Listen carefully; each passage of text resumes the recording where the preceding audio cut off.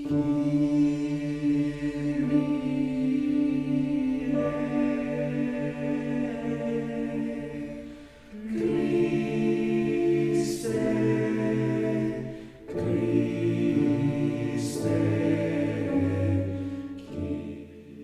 filming this on Ash Wednesday, the beginning of Lent. Although it's probably not appropriate to say that we're celebrating Ash Wednesday, I think it's certainly right that we mark it, because it's the beginning of a season when we can start to think again.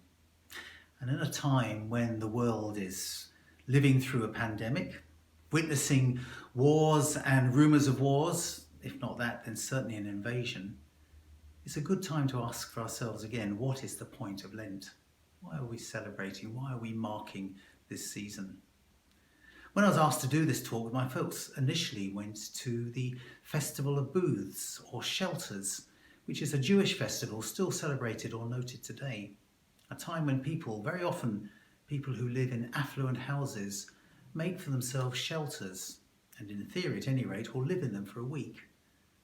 A time which I think the Bible is teaching them to be reminded of the time when they were in slavery, and that what they had was not something that they could guarantee, but in fact they were to remind themselves of their dependence on God. So too for us in Lent, a time when we get rid of some of the things which are perhaps superfluous in our lives, things which distract us, and we go back to seeing what it means to rely on and be with God. Lent traditionally is a time for giving up things, although more recently some people say they take things up.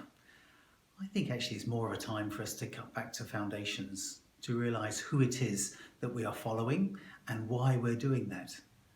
Jesus himself fasted for 40 days in the desert. Not many of us are called to do that, but going to somewhere like a desert gives us a chance to think again, to look around. We will be hearing of wars and rumours of wars. That always has been the case and always will be the case. Not infrequently has the world been affected by pandemics. There is nothing new under the sun.